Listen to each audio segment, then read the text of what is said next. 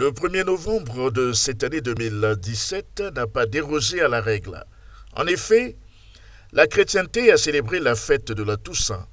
Cette solennité puise son contenu doctrinal dans le magistère de l'Église catholique romaine. Ainsi, l'abbé comme Ghislain Mwanda, vicaire de la paroisse de l'Enfant Jésus et de la Sainte Face de Timbamba, nous en précise la signification. C'est une solennité que l'Église est en train de célébrer pour penser à nos frères et sœurs qui sont devenus des saints. La fête de Toussaint ou de tous les saints, elle a vu naissance dans l'Église catholique romaine au 8e siècle. Et cette fête a des origines bibliques et doctrinales.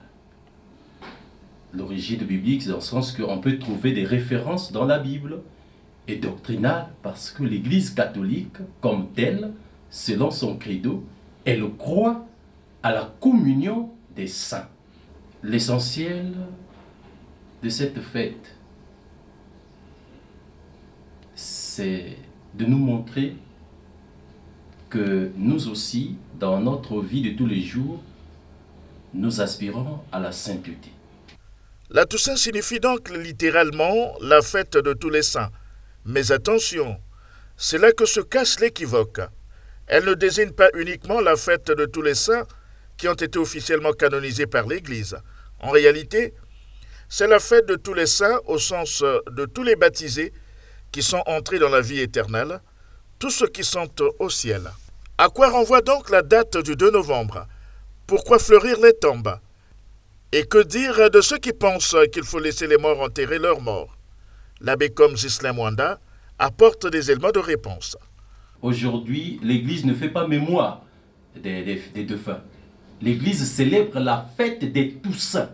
La fête des Toussaints. C'est demain, le 2 novembre, que l'Église va faire mémoire, ou c'est la commémoration de tous les fidèles défunts. Si ce sont des chrétiens, ces citoyens-là, ils sont dans l'erreur grave. Si ce sont des chrétiens de l'Église catholique romaine, ils sont dans l'erreur grave. Mais si ce sont des hommes de la cité, bon, je ne sais pas comment qualifier ça. Mais sinon, si c'est un chrétien catholique, il est dans l'erreur. Puisque la liturgie ne nous oblige pas d'aller aujourd'hui dans les cimetières. Au contraire, aujourd'hui, c'est prier pour les saints. Dans le langage des amoureux, quand on vous offre une fleur, ça exprime la vie. Et donc, aller déposer les fleurs sur la tombe d'un frère ou d'une sœur qui nous a quittés, c'est une façon de lui exprimer encore notre affection. Quand Jésus dit « laissez les morts enterrer leurs morts », il ne fait pas allusion à ce cadavre que nous avons soit à la morgue de Pointe-Noire ou dans les cimetières. Ce n'est pas cette mort. Il parle du refus de Dieu. Du refus de Dieu. Quand vous refusez de croire, quand vous refusez de recevoir Dieu dans votre vie, vous êtes déjà une personne morte. C'est de cette façon que Jésus veut expliquer. Parce que quand vous lisez même le verset, quand il dit à ce jeune homme, toi, suis-moi, et quand le jeune homme lui donne des raisons, laisse-moi d'abord aller enterrer mon père, Jésus lui dit, toi, va annoncer le règne de Dieu. Va annoncer le règne de Dieu. Ça veut dire qu'en allant annoncer le règne de Dieu, c'est la vie que vous allez communiquer à ceux-là qui vont vous écouter. Mais si vous ne le faites pas, ça veut dire que ceux qui sont là, qui refusent la parole de Dieu, ils sont morts. Dans la tradition catholique, on croit en effet à l'existence d'un état d'attente après la mort.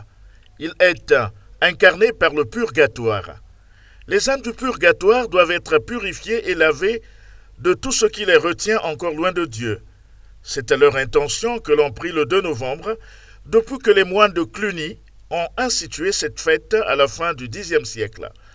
D'un point de vue doctrinal, la fête de la Toussaint, qui célèbre la communion des saints, le 1er novembre, n'est pas à confondre avec la commémoration des défunts, célébrée le 2 novembre.